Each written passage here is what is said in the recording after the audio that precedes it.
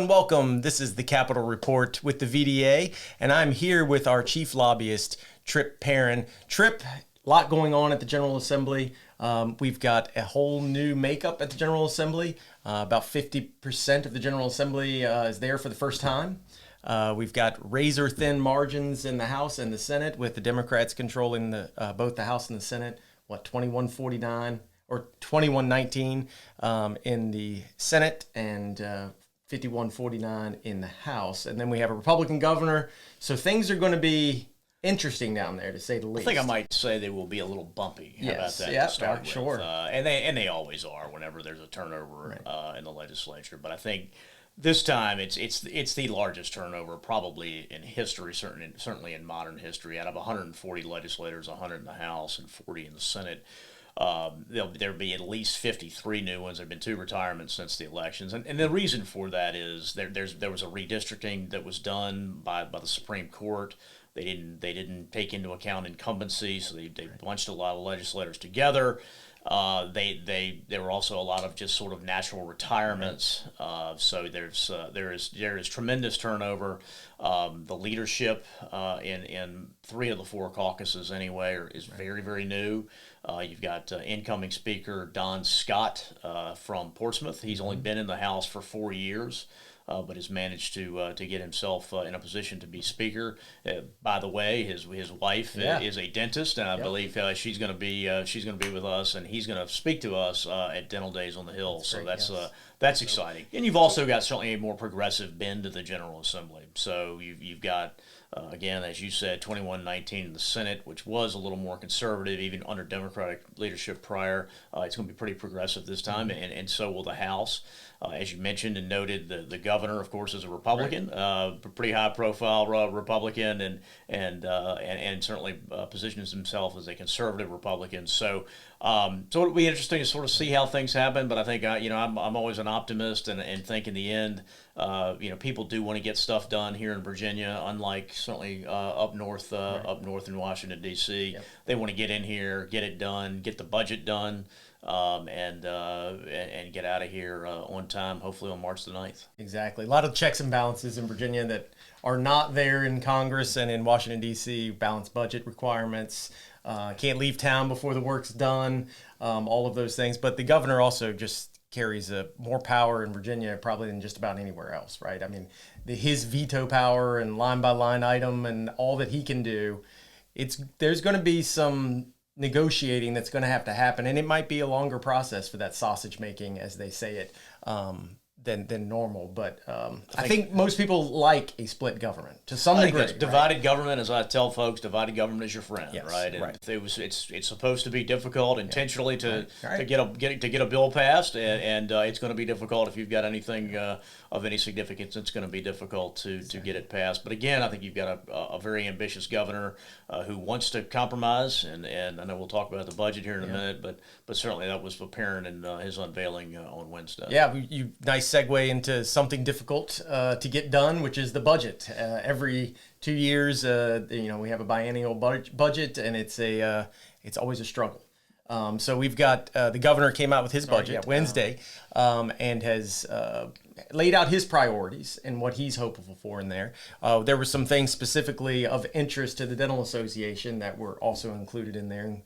One of those being the VCU Dental School, which we're very excited that's in there. And the students that we had in town for the lobby day last year, and our members last year, although it got taken out of the budget last year, certainly is a reason why it's back again, and will stay there hopefully throughout the process. But what else is there in the budget that the VDA should be concerned about, but also just in general for holding things up? Sure, I think the governor, his sort of broad proposal was reduce the personal income tax by 12%.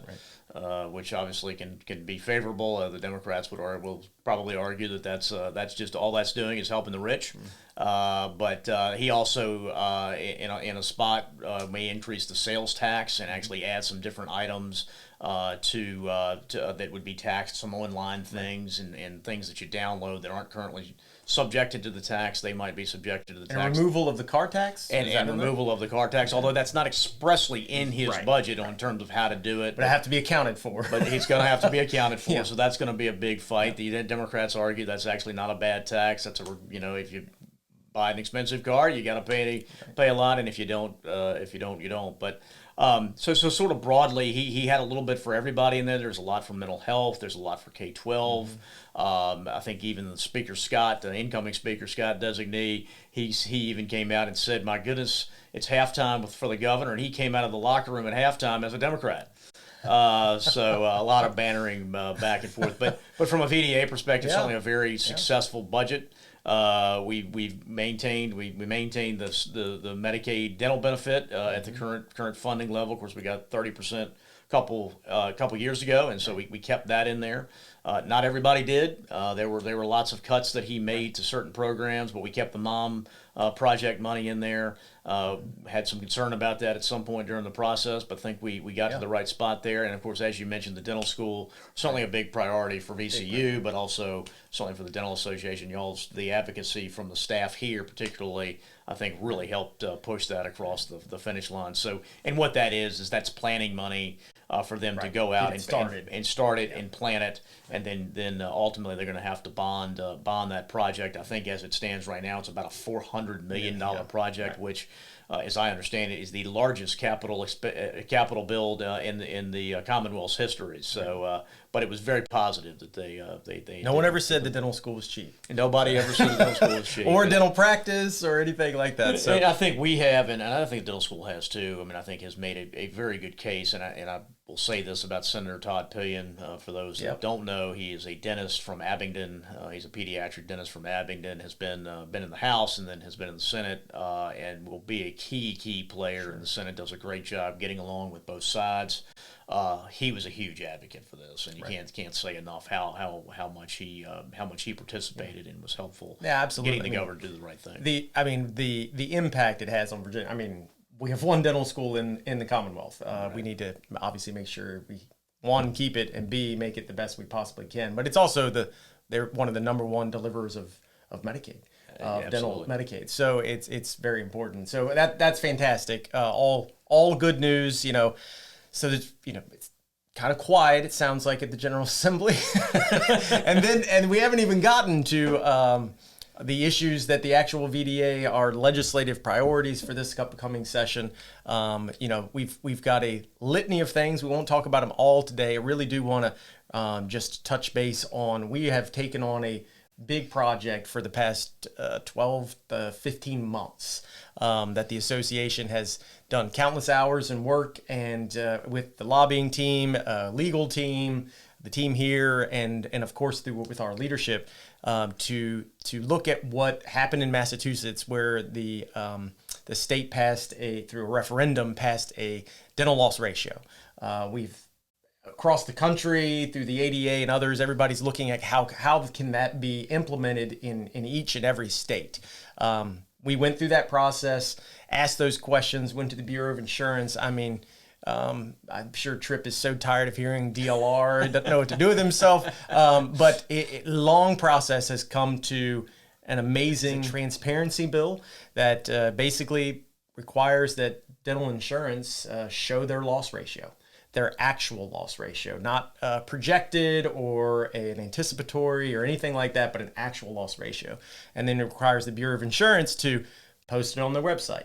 And then there's some working groups that come from it to look at the Fair Business Practice Act, which is where all of the maneuvering, if you will, of how a dental insurance must, the things they must do and how they're able to practice. So, with all that said, this is a monumental bill.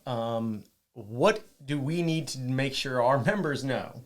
We've been trying to let them know this is happening. We're here. The fight is here. What do we need to do to get them engaged, amped up, and how do they? What should they really bring up and talk to with their legislator? Because we've been asking everybody to reach out to their legislator. Sure. So I think the biggest thing, Ryan, that I think the membership can do, and they've been known to do this in the past and been phenomenal at it, is just to show up. and show up. We're gonna certainly have them showing up throughout the General Assembly session in their white coats, and everybody loves to see their dentist, right? Absolutely. Dental Days at the Capitol, January 18th is the reception that evening. And then January 19th, we'll have breakfast, and everybody goes over and hits the hill. Absolutely. And I can't tell you how impactful that is when they see that sort of group and that larger group coming in their white coats. It really is impactful, and I think that would be the first and foremost thing. 100%. I think if asked to contact your legislator on this bill, please just take the time. I think Ryan and Paul, you guys both make it very easy to do. So make sure that you do that. If you're asked to come to the Capitol, please do. If you need, if we need some testimony, we're going to need some of that as well. Sure. But I think the Dental Association has been successful in efforts like this in the past, and as you noted, this is probably the biggest bill certainly since 2010 in non-covered services. We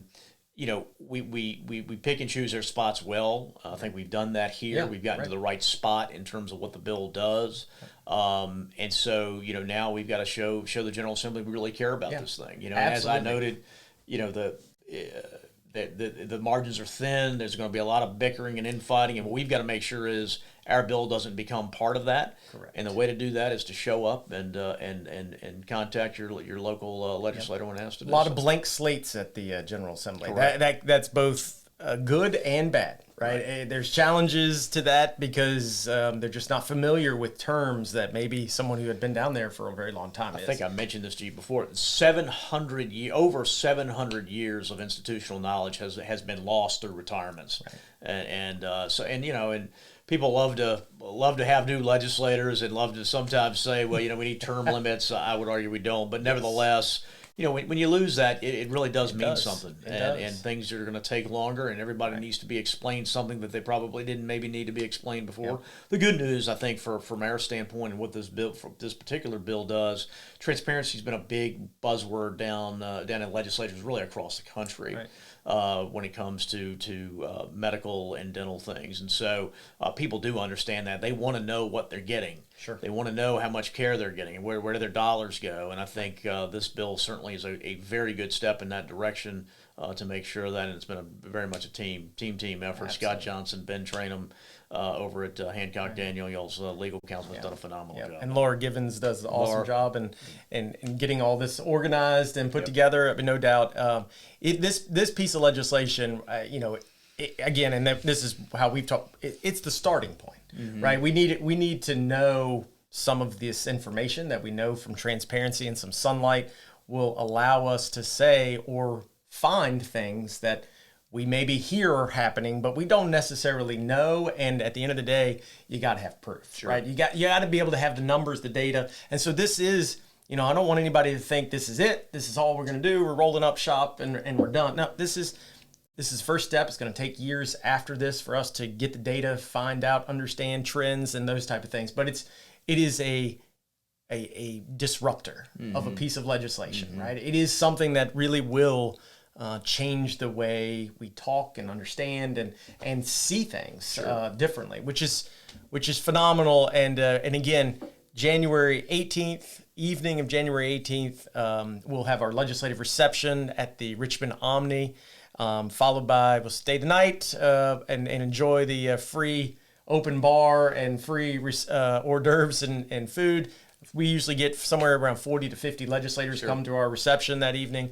Then we'll wake up in the morning, have breakfast, and like you said, the speaker, soon-to-be speaker, Scott, will be addressing everyone, and we'll have breakfast and then go over en masse. And we expect well over 100 students. That's and then our House of Delegates will be meeting Friday and Saturday, so we'll have most of our House delegation there. And then all the hardcore folks who always show up to everything as usual, which is what we're looking for.